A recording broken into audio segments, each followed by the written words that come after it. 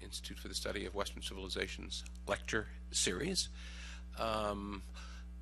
Ultimate, I think, because perhaps we're dealing in this lecture with what is Western civilization's most distinguishing and distinguished institution, science, natural science. Distinguishing because, at least as an effort to understand the natural world as a kind of world machine, as a system of rules that can be rigorously mathematically described. I think it's fair to say, with one or two marginal and brief exceptions, that this has been a practice of the Western world, beginning with the Greeks and moving on to the present. Distinguished because we really owe everything else to it. If there is one necessary ingredient, and perhaps there are more, but if there is one necessary ingredient in creating the world in which we now live, it's our ability to master the natural order, or at least turn it very much more to our advantage than it had ever done previously. And to that, I think our debt is to natural science. So those of us who exist at all would be in very different and I think diminished circumstances were it not for the project of natural science. So natural science is distinguished and distinguishing, and so is our speaker today, Dr. Susan Haack, who is a great many things.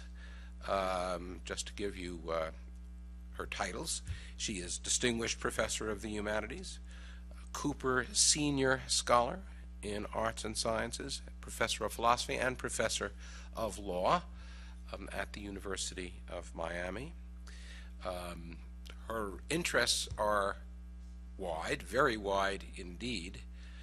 She has written and spoken on subjects like logic and language, epistemology, metaphysics, pragmatism, philosophy and law, and of course philosophy of science, where she has made some very notable and extremely illuminating observations about the distinctive nature of the scientific enterprise, as well as about its connection to the overall pursuit of knowledge in all its walks and kinds.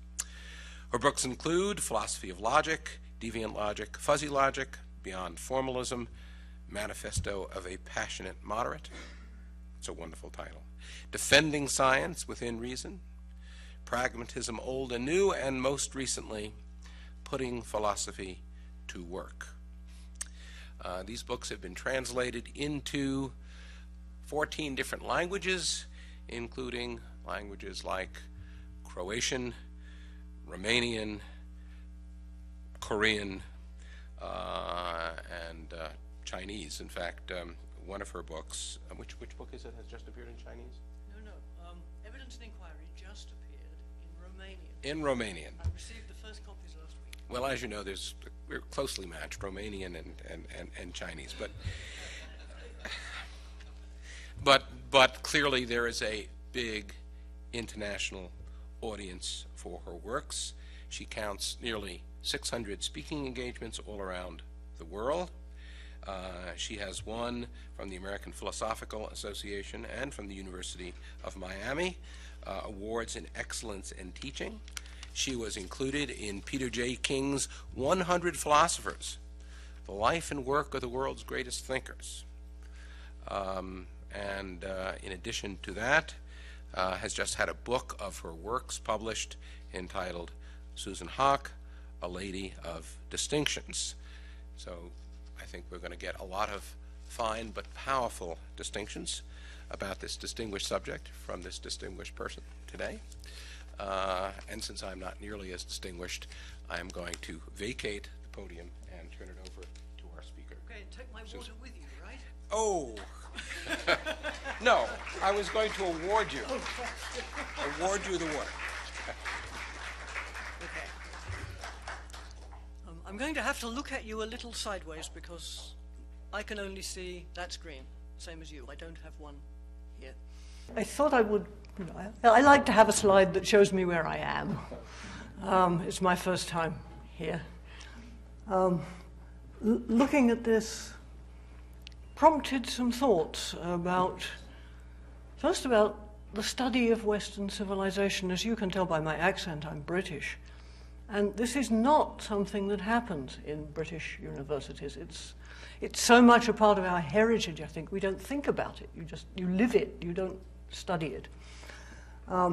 If you press me, I will tell you what I think about what the relation of science is to Western civilization, which is probably not quite the same as what Steve thinks, but close enough, perhaps.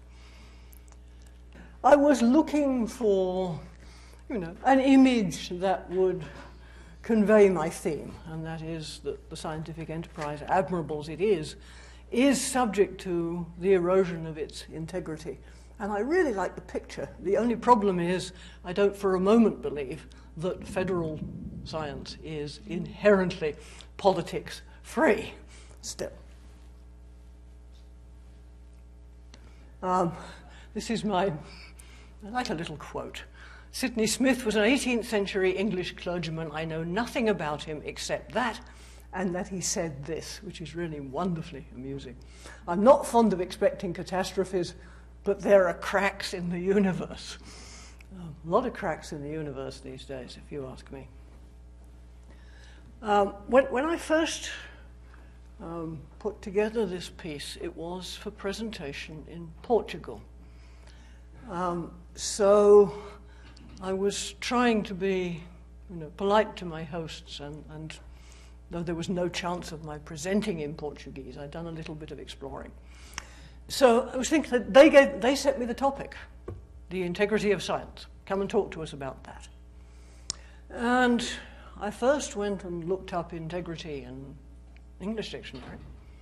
Comes from the Latin in and tangere, as in tangent. And it means literally untouched, etymologically. That's the meaning. Then I asked a Brazilian friend, would you mind looking this word up in Portuguese dictionary? And she wrote back, I don't believe this. It's the first meaning they still give in Portuguese is virginity. And at this point, I'm getting really interested, so I write to a Spanish friend and say, would you mind looking in the big Spanish dictionary? And he writes back, yes, actually, it still has that meaning in Spanish, but only with respect to the Virgin Mary. Then I looked in an etymological dictionary of English and discovered that it once had this meaning in English too.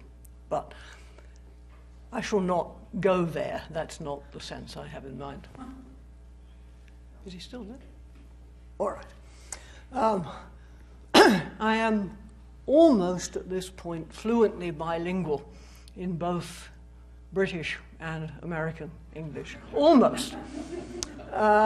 And I've found it always worthwhile to look in both dictionaries, just to see, because sometimes there are subtle differences. Sometimes they're not so subtle. We'll come to one of those. The Oxford English Dictionary gives this definition: whole, unadulterated, sound, pure, undivided, uprightness, honesty. Webster's completeness, unity, firm adherence to values, especially artistic or moral values, honesty. This means we're dealing with a complex concept which applies to a lot of different things and has somewhat different reference applied to different things. So you might speak of the integrity of a person, say an artist or a politician. of a body of work, for example, the oeuvre of some writer or some painter, or of an institution like a voting system or a company or a discipline, and so on. When you speak of the integrity of science, there are a whole lot of things you might mean. You might be talking, first of all, about science as a body of work. We like to say as a body of knowledge, as the etymology of science suggests. Or of science as an institution. The sciences do constitute a sort of federation of professional bodies. Or you might talk about the integrity of an individual scientist or scientists. And you might be referring to the wholeness or the unity or the adherence to values. And if you're talking about adherence to values, there's a whole raft of kinds of value you might be talking about. For some reason, this is something my students have difficulty with. When I talk to them about values, they think of ethical and political values. And it actually takes work to get them to understand that there are a lot of other values too. Epistemological, aesthetic, legal, and so on. Okay. So questions about unity would be questions about science as a body of work.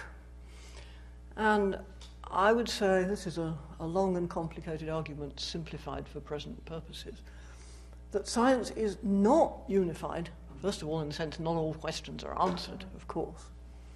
Nor is it pure in the sense that as it stands today, it contains nothing which will turn out not to be correct and will have to be overturned. Nor is it unified, I believe, in the sense of what the old positivists used to call the Unity of Science program. The Unity of Science program was once the title of a series of books to be published by the University of Chicago Press, which would systematically reduce all the other sciences and everything else to physics.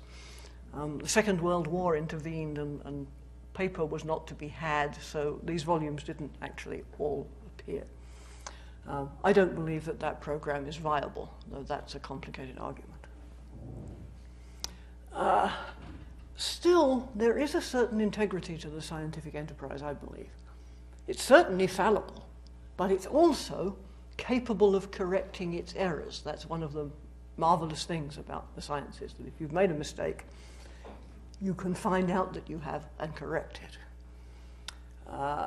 And though it's not perfectly integrated, it is integratable, by which I mean, as we learn more, different parts of the picture join up with other parts. I'm thinking in particular here, but there are many examples, but this is one that I'm fond of because it's so striking and so illuminating. When Darwin published The Origin of Species, assessments of the age of the Earth were pretty iffy. And after he published this book, considerably after, Lord Kelvin published a calculation of the age of the Earth. He was a very more than respectable physicist, and his conclusion was the Earth wasn't old enough for evolution to have happened. And then only when the assumptions that he used when he made his calculations were discovered to be false, did we realize, the Earth is actually old enough for evolution to have happened. And of course, when Darwin published his theory, he had a false account of genetics in his head. This is kind of interesting because the blending theory of genetics, had it been true, would actually have been a serious impediment to the theory of evolution. And somehow Darwin managed to overlook this, which was a good thing as it turned out, because that theory, as Mendel showed, was false. Okay. I'm going to focus here, having, I hope, made it clear that there are many, many questions that fall under this title.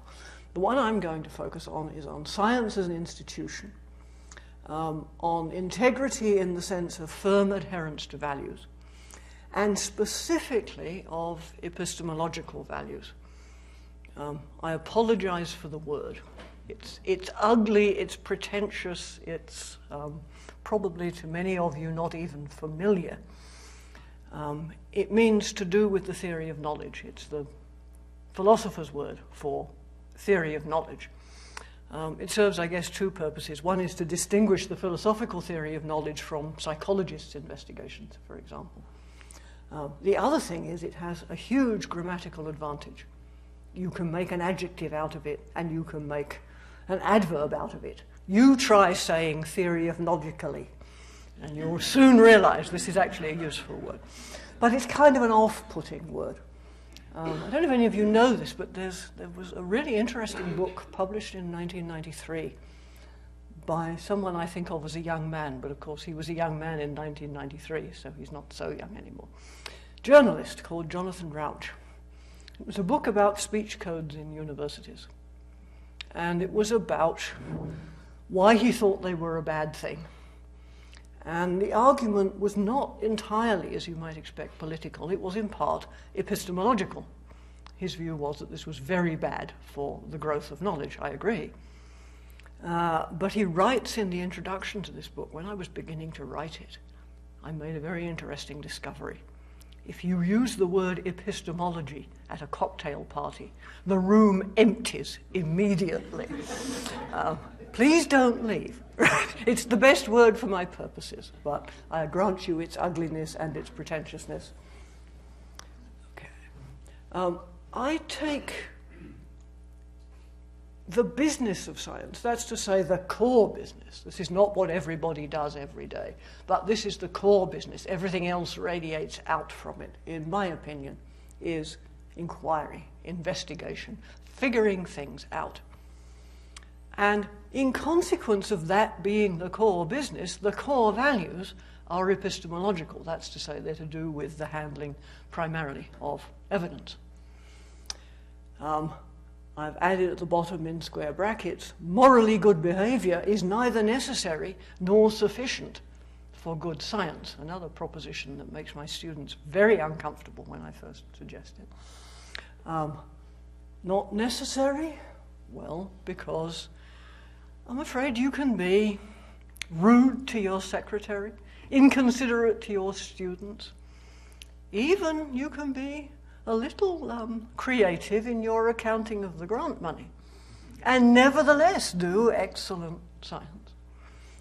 And it's not sufficient either, because you can be the nicest and most scrupulous person in the world. If you forget to control for some crucial variable, the science won't be any good and your goodness won't help it. There's a long list in Merton's famous paper on the values of science, but I'm picking out two as core. I should say, by the way, it's now fashionable in some circles of sociology of science to look down your nose at Robert Merton. And I read the people who do this and I think, the hell with this, you're not fit to clean his boots.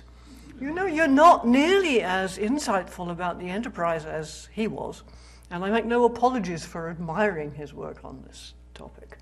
The date, I think, is very significant. He's writing this just after the Second World War, and one of the things that's clearly in the center of his field of vision is how science was distorted in Nazi Germany. I'm pulling out two of his list of values. The first he calls disinterestedness, and the second, communism. These are both interesting words, of course. Disinterested is one of those words that's not the same in American English and British English. In American English, I was very shocked, actually. I didn't learn this until I've been here for, 15 years at least. I opened the newspaper, and there's a letter of moaning and groaning from the then president of Smith College. What's she complaining about? Disinterested students. And I look at it, what? Why would you complain about disinterested students? It's a virtue, isn't it? And then I discovered, whereas in British English, uninterested means one thing, and disinterested means something else entirely, in American English, it's ambiguous.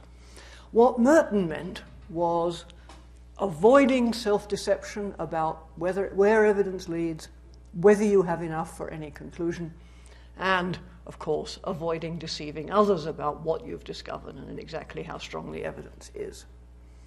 And then what he calls communism has nothing to do with communism in the usual political sense. It's a matter of willingness to share evidence with other people in the field. I tend to use two different words for these, though I admit pop psychology has not done either of them any good either. I call them honesty and sharing. But pop psychologists have done some damage to those words too, I'm afraid. I think these are crucial because if the core business of science is inquiry, i.e. figuring things out, then a scientist's job is to seek out and assess all the relevant evidence he can lay hands on and all the evidence that he can figure out how to lay hands on if he's very ingenious and devises the right experiment. And he will also need to rely on and to communicate with other people in the field. And if there isn't honesty and sharing, then this enterprise will inevitably be impeded. This, of course, works best if everybody's honest, both with themselves and with everybody else, about what evidence they have, where it leads. And nobody withholds evidence from other people, either to advance themselves or to advance their sponsors. Well, if you think about that for 10 seconds ought to be enough, you realize this is the ideal. In the real world, it's a lot messier. Not all scientists are perfectly honest or perfectly forthcoming. And, okay, now this next, what is it, 4 lines? If you were to put those 4 lines in boiling water, it would be like a bouillon cube. And a whole philosophy of science would grow out of it. Okay, there's a thought here which I'll try to explain a little more. I don't think that there is a scientific method in the sense that a lot of philosophers of science have thought that there is. I think, on the contrary, that there are procedures of figuring things out which are common to all honest inquiry, whatever the subject matter. And then there is this enormous raft of ways of making inquiry better that the sciences have developed over centuries of work. For example, the instruments of observation to enable us to see things that are smaller or larger or further away, and so on. Helps to the imagination, like models, metaphors, and so on. Helps to reasoning, like Arabic numerals. Arabic numerals were a huge intellectual advance. I didn't understand to what degree until I read somewhere, I wish I could find it again, but I can't, I read it somewhere, about a young man writing home from Oxford, 15th century. He's a student at Oxford. He's younger than a student would be now, still. He writes home to his father. A letter which, I could imagine a student writing today. Dear Dad, no, it doesn't go quite like this. Prospective father, I don't know how it goes. I can't do this. This is too hard. I want to come home. I'm not cut out for this kind of thing. Well, none of that's very surprising, but then you find out what it is that's too hard, that's just beyond him. He can't do it. Long division in Roman numerals. Think about it. Boy, that's hard. I wouldn't want to have to do it. Okay, now, so Arabic numerals are a huge intellectual advance. And you get your calculus, you get statistical techniques of increasing sophistication. The computer. So these are the technical helps to scientific inquiry. They're the results of hundreds of years of work. And they enable scientists to work more accurately, more thoroughly, better than we can do unaided. And besides that, there are a whole lot of what I think of as social helps. That's to say, mechanisms within the scientific community to keep people honest in particular. I think that those mechanisms which encourage honesty and which encourage evidence sharing are, of course, imperfect, like all the helps to inquiry. They're imperfect, they're fallible. And the problem is that while the technical helps get better and better, The instruments of observation just get better and better and better. And the computers I discovered a couple of weeks ago get faster and faster and faster until they work faster than I can think. And unlike them, the social helps are more or less the same as they always were. And they're under huge strain because the size of the enterprise is so much bigger. Of course, science interacts with industry, with government, with law, with education. It's not autonomous as a social institution. It's not that I think that the autonomy of science is necessary or sufficient for its integrity. But when you get science in combination with other social institutions pulling against its core values, that's when things can get iffy. I have in mind, I guess, three kinds of thing particularly. Hasty science, politicized science, and potentially commercially very profitable science. Okay. In an emergency, for example, scientists have sometimes been known to be in too big a hurry, and they get careless. One very striking example is what happened during the great influenza of 1918. That was the worst epidemic in history. Killed more people than the Black Death. Probably in part because there were a lot more people about, but okay. In that epidemic, scientists in this country and elsewhere worked their tails off to find a vaccine against this strain of flu.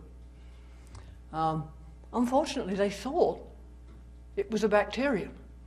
And they found a vaccine actually against the bacterium that was causing the pneumonia that often accompanied it. But they didn't realize that the disease itself wasn't bacterial at all, so that the vaccine was actually completely ineffective against the influenza. I'm trying to give you some sense of how terrible it was. It's a really terrible epidemic, and moreover, it was a very strange strain of flu virus. Flu virus usually takes old people and young babies first.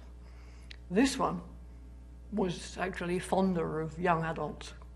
Right? It liked the fighting men better than it liked babies and old people who often survived it. Interesting, that. Okay. And then, all right, political. Theocracies often fear certain scientific work. It doesn't suit them. They deplore some scientific methods and some scientific experiments, and they want to prevent investigation of some scientific questions. So, in general, such societies tend to be not very hospitable to good science. And totalitarian governments, of course, in the nature of totalitarian governments, want to control everything, and in particular, they would like to control science. And this has given rise to some extraordinary, famous disasters, like, it's no good, however much I read about Lysenko, he still sounds like a disinfectant to me. I can't get over it, but anyway.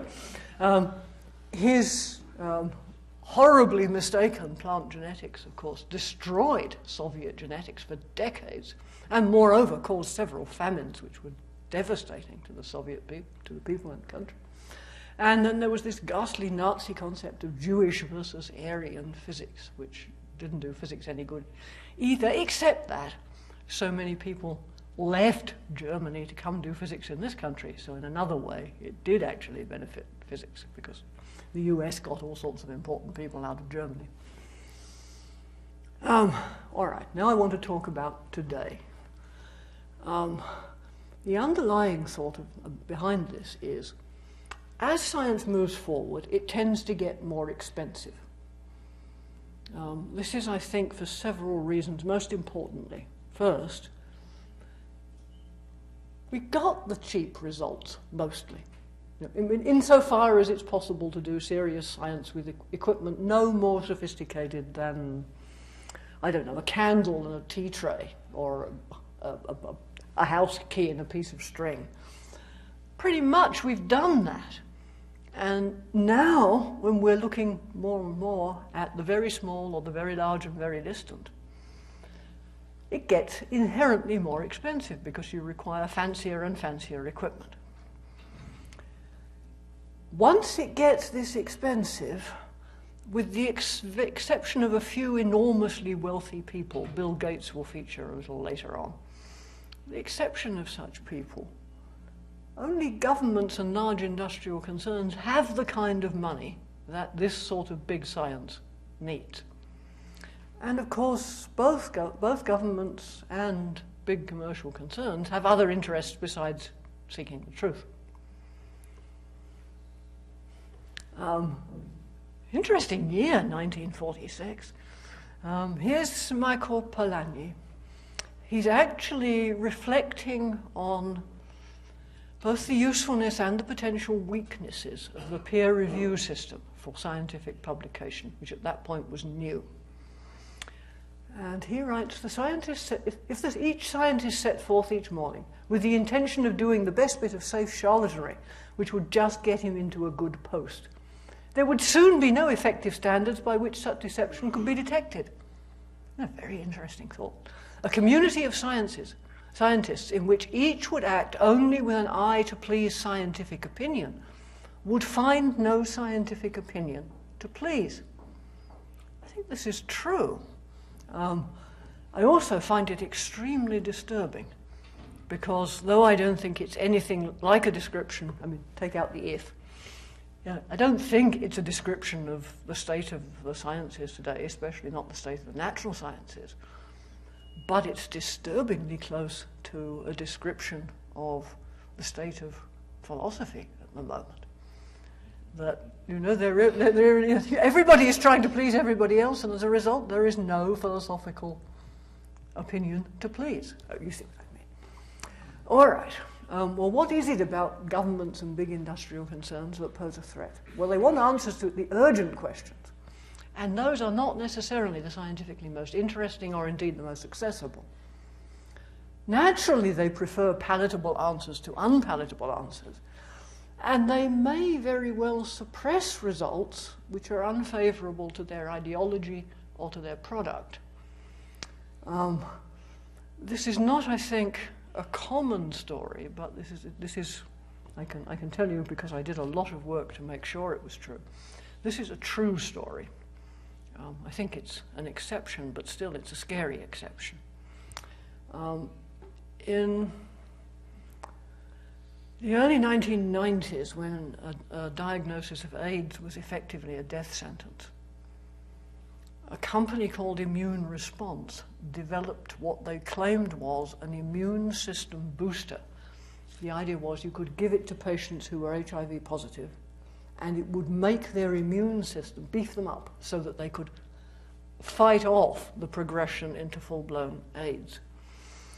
They set up a deal with the medical school at UCSF, where they do a lot of medical research, to conduct a study of this drug.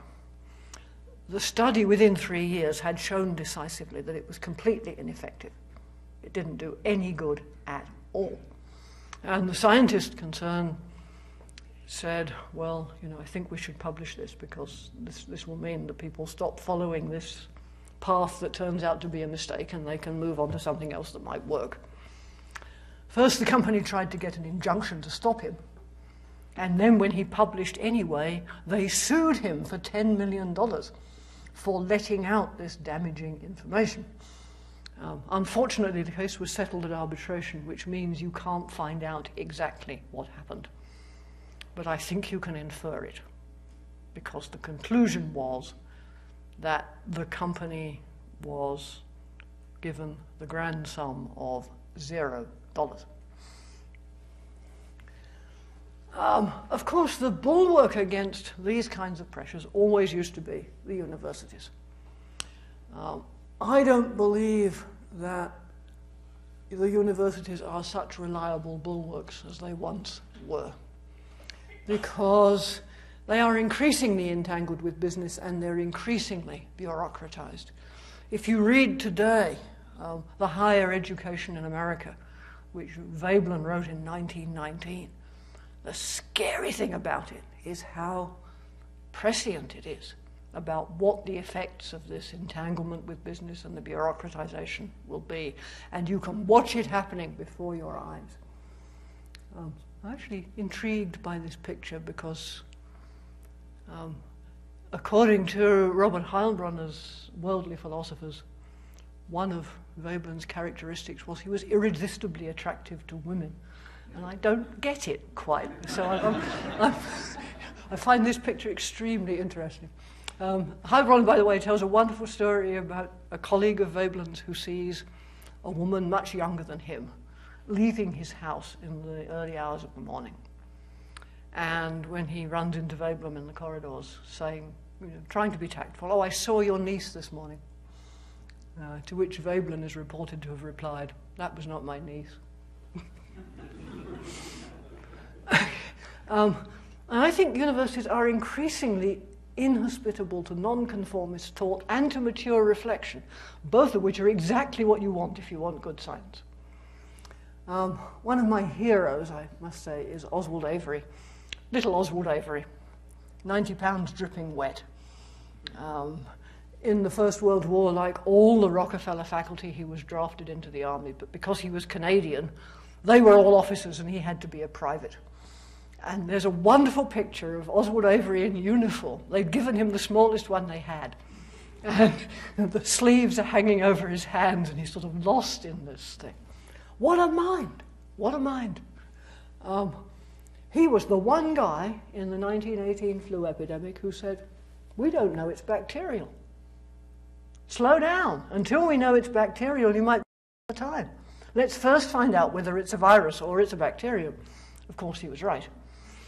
And he published absolutely nothing after that episode for almost a decade, until he published absolutely brilliant work on DNA.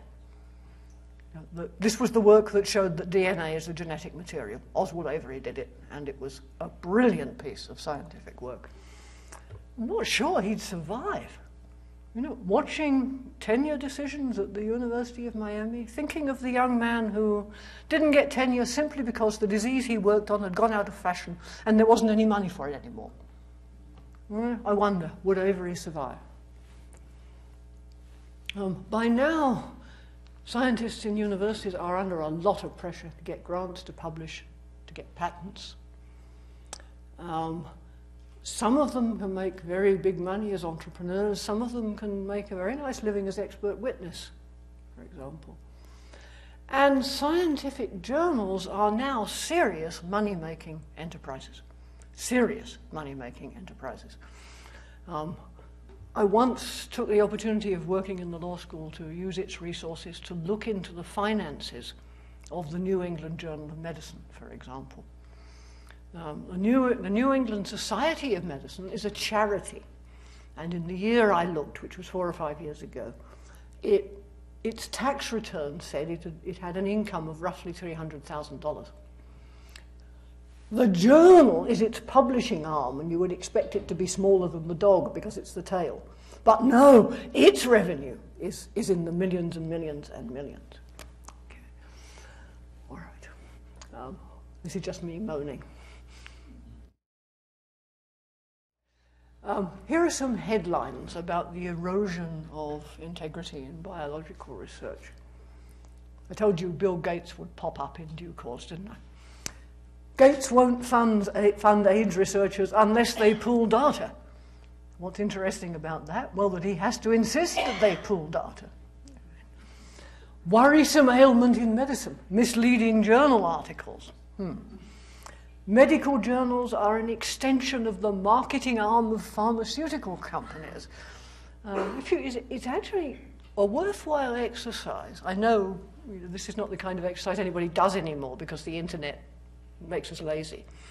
But if you actually go to the physical library and pull off the shelves, a recent volume, say, of the Journal of the American Medical Association, the New England Journal, those big things. The thing that knocks me out, first of all, is, whoa, the enormous quantity and sophistication and brilliant colours of all the medical advertising, medical products advertising of every kind.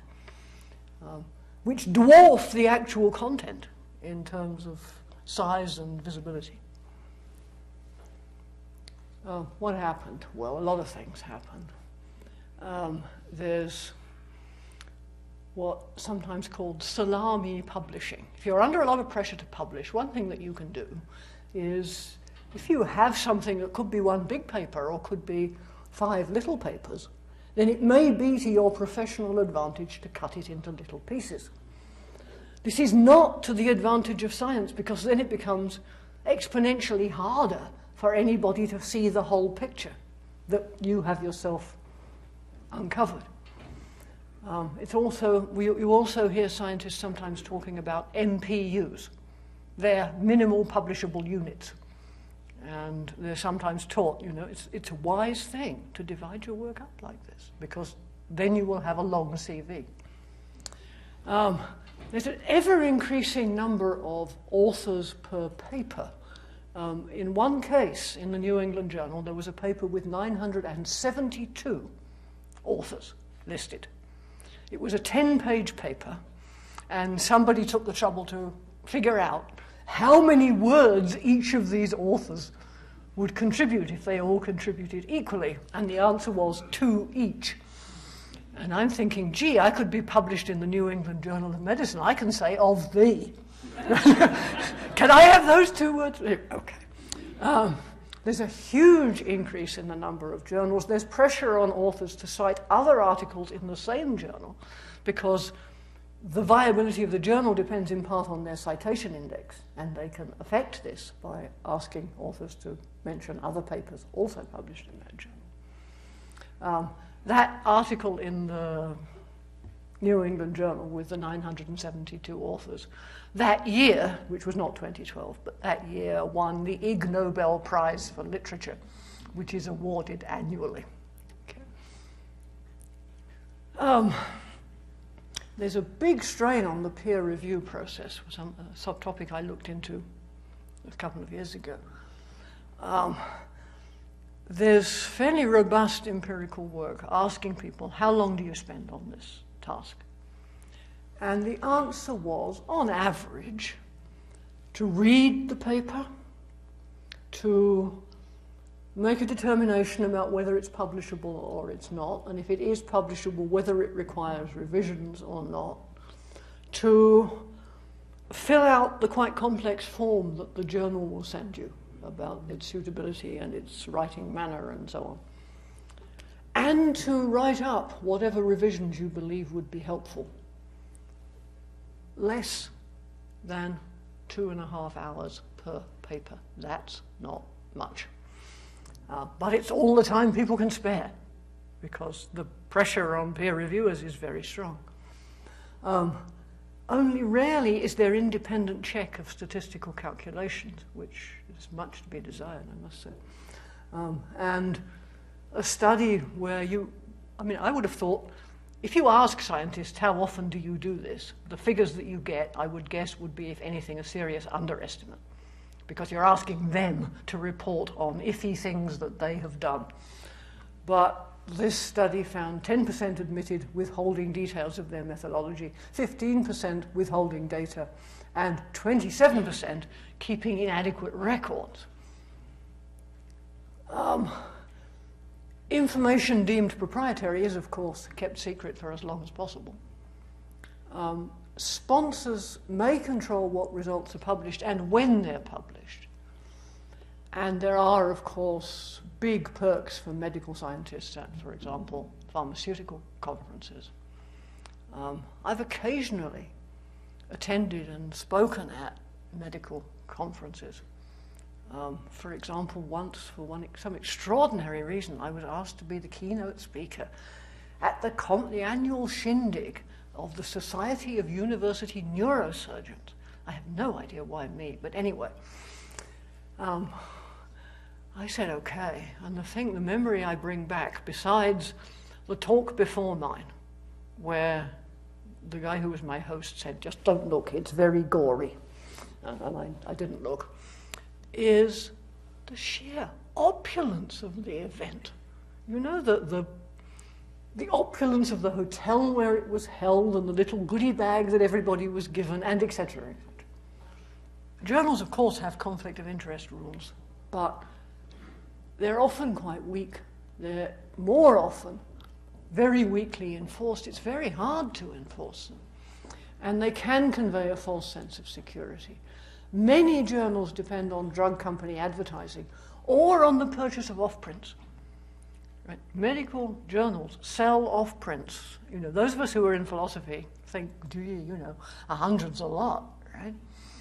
Even law professors think 200's a lot. Well, with medical journals, you're sometimes talking about not just thousands, but hundreds of thousands of copies. And this can be a lot of dollars. And there is quite robust evidence that company sponsorship affects what results are reached. And then there's this practice of ghost writing, where the ostensible lead author of a paper actually sees it only after it's been written in-house by the drug company and does nothing but suggest edits. I had no idea, really, how much the part of the culture of the medical sciences this now is, until last year. And I think I'll tell you an anecdote, because it shook me up, and perhaps it will have the same effect on you. I have a colleague who is chair of the cardiology department in our medical school. Smart, competent, nice, and interested in legal matters because he has a couple of times served as an expert witness, usually in cases involving diet drugs alleged to cause heart trouble. And he asked me last year, he said he'd written a short paper about the cardiac effects of police tasering suspects, so that they would be aware that while this is better than shooting them in the head, because it's not by intention or inevitably fatal, it can in fact kill the odd susceptible suspect. And he asked me if I would take a look at this because there was something about the history of the relevant law in it, and he would like my opinion about whether he had it right. Actually, he didn't have it quite right, and I explained this to him. But the main thing I did was not that. The thing that took the work on my part was not that, which was easy. It was, the whole thing was written in, I can't describe the style except the word that comes to mind is constipated. And it took, what I could have said in 10 words was taking him 25. And since he was worried about the length, I figured, well, I can help there too, because I can rewrite these sentences so that they're no longer in the passive voice and the thing reads better and it's shorter. So I go through it and I do this and I send it to him. And he's extremely grateful, and I'm happy he's grateful, and say, it's okay, this is nothing, I do this for my students on a regular basis, don't worry about it. And then he calls me back. You did so much work on this paper. Would you like to be co-author? Me, but Bob, I don't know anything about the subject except what I just learned from you. This would be completely improper. Well, no, he said, in my game, this would be a significant contribution, and it would be nothing less than proper for you to... I declined. But this tells me that the culture is something quite strong that I hadn't fully appreciated before. I'm going to tell this story in the particular about the story of Vioxx and Celebrex. A very interesting story, this. Vioxx was made by Merck. Celebrex is made by Pfizer. They're COX-2 inhibitors. They inhibit the COX-2 enzyme, which causes inflammation, which causes pain. And the hope was that, unlike aspirin and most of the other NSAIDs, the non-steroidal drugs for arthritis pain, they might help with the pain without upsetting the stomach, and in particular without causing bleeding ulcers. So a desirable thing to do for sure. Vioxx was first marketed in 1999, and by 2004 it had to be taken off the market. Okay. It was approved by the FDA on the basis of the VIGOR study, which was published in the New England Journal of Medicine in 2000. 80 million people took this drug. Merck spent more than 100 million on advertising, but then it made something like $2.5 billion a year from the drug, so it was well worth spending that money on advertising. In 2004, it was withdrawn. Why?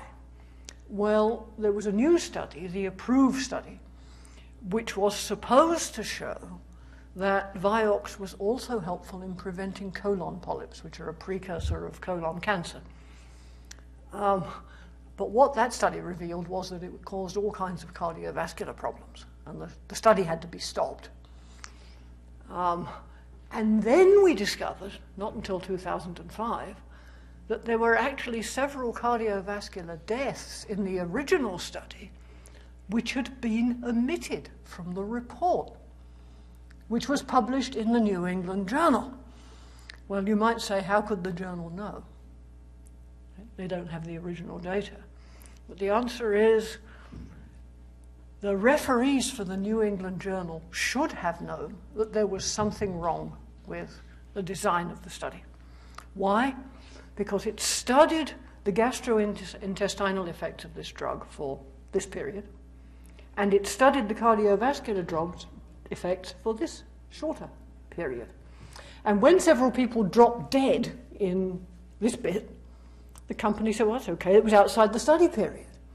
But obviously, the study was designed to get the results that they wanted.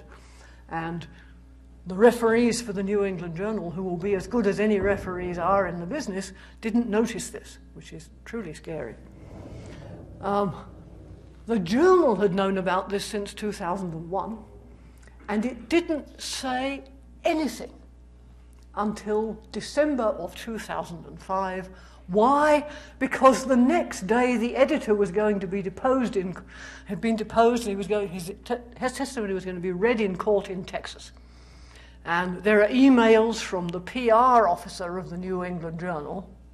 That's interesting, they have a PR officer. To the editor saying, for God's sake, put this on the website tonight, because we're going to be in deep trouble if it comes out in court in Texas tomorrow that we knew this all along, and we haven't even put in an expression of concern. Celebrex, as you know, is still on sale, but the warnings now are truly scary. And once again, it turns out the manufacturer had withheld safety and effectiveness information. There's a more recent ad. I don't know if you can see it, but if you read, there's actually print along the sides of the bike path. And it says, talk to your doctor because there are risks, may cause heart attack, stroke, death. Okay. These advertisements really annoy the hell out of me, but not as much as the one that begins, a body in motion stays in motion. You know that one? Yes. Every time I see it, I go, oh, for heaven's sake. I mean, if we were talking serious physics, you wouldn't have this person get up out of their chair and walk down to the beach and then walk along the beach and then walk back again. He'd just keep walking, right? Never mind. All right, so I think I should say before I actually talk about the last thoughts in this talk. In my opinion, it may very well be that there were people for whom Vioxx might have been the best treatment. That's to say, if you had a history of bleeding ulcers, it might have been better. No history of heart trouble. It might have been a better drug for you than some of the available alternatives. But we lost that as well as, we not only had a drug which did a lot of damage, we also no longer have a drug that might have done good had they been more forthcoming about exactly what the effects were. Okay, so why do I care? Why should you care about the erosion of scientific integrity? Well, this is a thought I think Steve agrees with. A few people are just so interested in a question that they will pursue it honestly no matter what the circumstances. But many, many, perhaps probably most perfectly capable and competent scientists find it easy to be honest, easy to share evidence in an environment that encourages this. Whether you get good science or bad science depends in significant part on the environment in which it's conducted. And as soon as things begin to erode, the dishonesty is transmitted from senior scientists to younger colleagues or to students. Now I'm thinking wryly back to, you remember the Polanyi slide, where I said, by the way, when I read this, I get very uncomfortable about the present condition of philosophy. Well, when I look at this slide, I do again, because I think of a young woman I met at a conference. She was a PhD student, who said to me, oh, well, what my supervisor tells me is I must publish as much as possible, as soon as possible. And I'm about to say, I'm not sure about the wisdom of this. It's hopeless. There's nothing I can do. Honesty erodes when it becomes disadvantageous. Moreover, as soon as this starts to happen, public trust in science is eroded. I thought of numerous examples. There's one I really like, but I couldn't find a picture of this guy.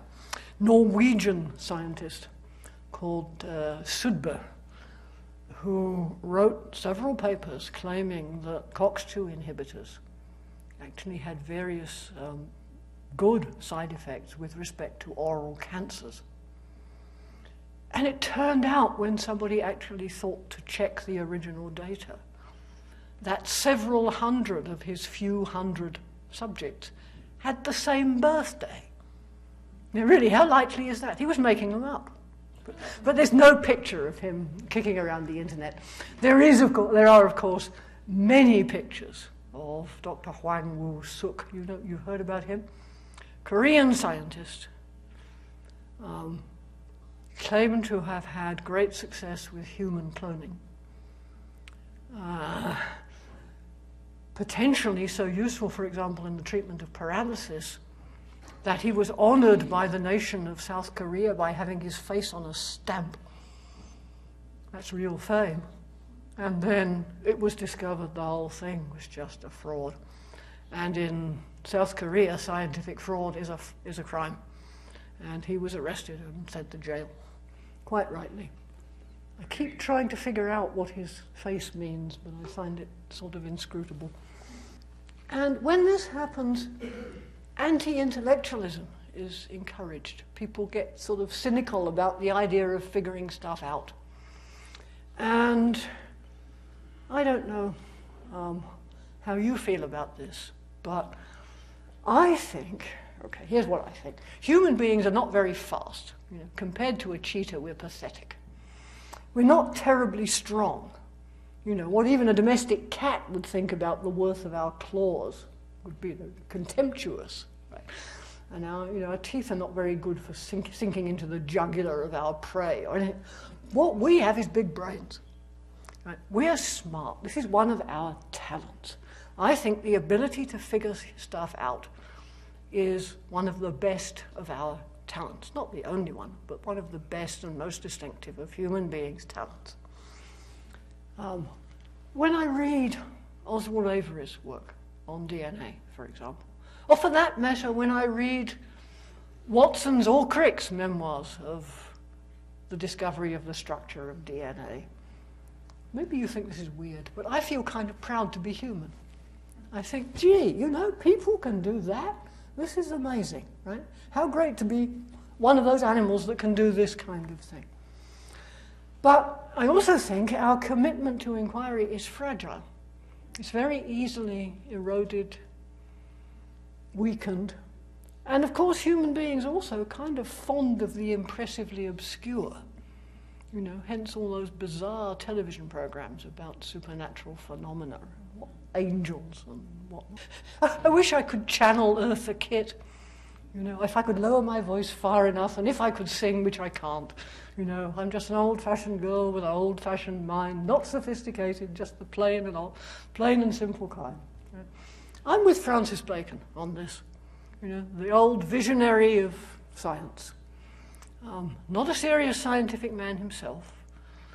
His account of scientific method is badly flawed. But he saw, in the very early 17th century, what science could be, what it could become. And he writes in, I think this is probably the best paper on truth ever written, at least in English. It's called Of Truth. It's 3 pages long. It opens with the wonderful sentence, let me see, I can probably do it exactly. Certainly there be that delight in giddiness, and count it a vexation to fix a belief. Okay? There are some people who just love changing their minds all the time, and the idea that there might be conclusive evidence this way or that really makes them annoyed. I'm thinking Richard Rorty when I read this. And it goes on in this way. And there's the corrupt love of the lie itself. People like fabricating. You know? It's natural to us.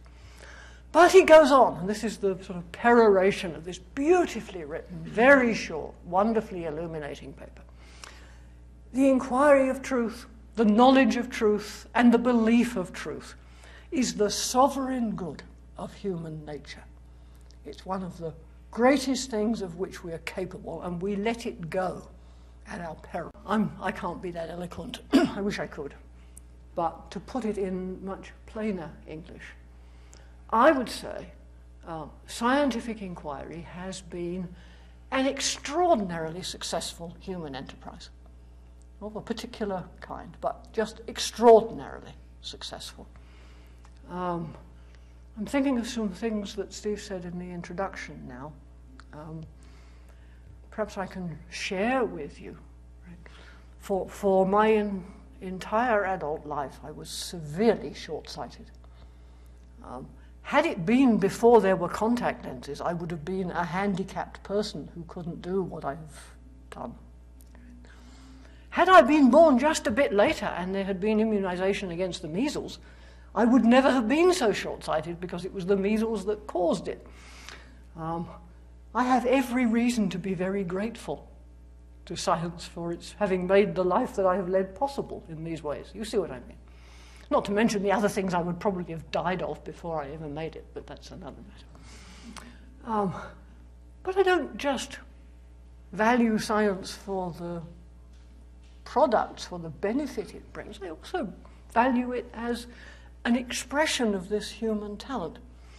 And it seems to me that to allow the integrity of science to languish or to be eroded, rather like allowing our talent for music or for dancing or for storytelling to languish, would be just a tragedy for the human race. That's why I care. Thank you.